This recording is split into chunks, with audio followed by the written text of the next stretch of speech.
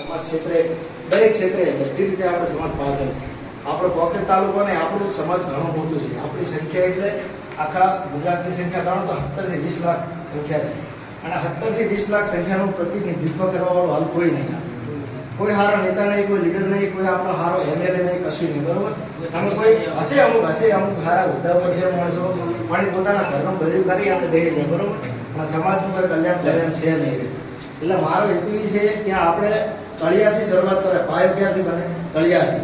તળિયું સારું બનાવો, પાયો સારું બનાવો તો મકાન સારું બને. બરોબર, એટલે મારી ઈચ્છા એવી છે કે બધા જે આટલા લોકો આવ્યા છે મજબૂતીથી ટકે અને સમાજને આગળ લાવવાના બધા પ્રયત્નો કરે, હારે મળીને તો આગળ વધશું. આવે બાકી એકલાથી કંઈ નથી.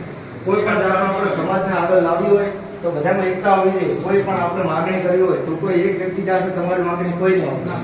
પણ તમે જ્યારે ગ્રુપ બને, સંગઠન બને, તમે એક અવાજ કરશો તો તમારો અવાજ બધા લોકો અવાજ છે. કોઈ તમારા અવાજને નકારી નહીં કે ભાઈ આ કોણ છે, કોઈ નહીં. પણ આપણો દેવી પૂજક સમાજ બધી રીતે સક્ષમ છે, કમાવામાં બધી રીતે સક્ષમ છે, બધી રીતે પણ એનામાં આવડત ઓછી છે. એટલે આપણે એને થોડું શિક્ષણ આપવાનું છે કે તમે તમારો પૈસો કઈ રીતનો ઉપયોગ કરો, એને કઈ રીતે ધંધામાં ઉપયોગ કરવો, કે એના બચતમાં કઈ રીતે ઉપયોગ કરવો, અને બાળકોના શિક્ષણમાં કઈ રીતે ઉપયોગ કરવો.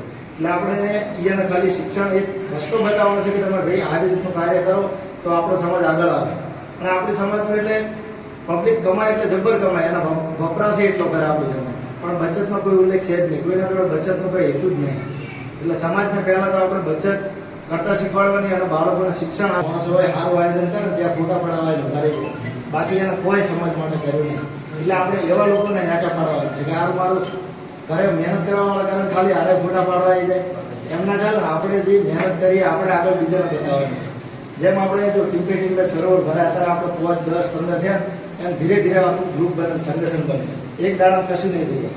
તમે હવે એમ વિચારો કે મારું આ કર્યું બરોબર, 5 દાડા 10 દાડા થયા, મારું કોઈ સુધારો ના થાય, પણ તમે 5-10 દાડાનો સુધારો નહીં થાય.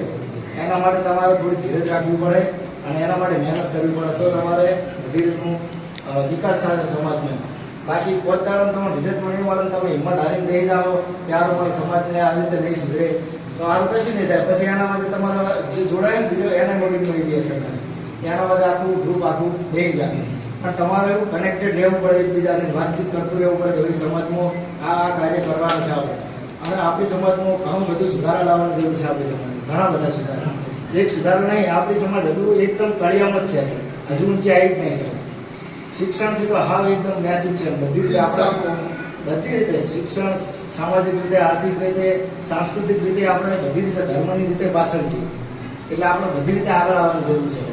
કારણ કે એમાંથી શિક્ષણથી આપણે બધું આગળ થવાય. બરોબર, તો જે છે આપણે શિક્ષણનો સુધારો કરવાની જરૂર છે તો આપણે આગળ વધવા. બાકી તો કોઈ થવાનું નહીં. જે છે મેન શિક્ષણ કરો, આગળ વધો તો જ થાય. બીજું કંઈ આપણું જે હેતુ એટલો જ છે કે શિક્ષણ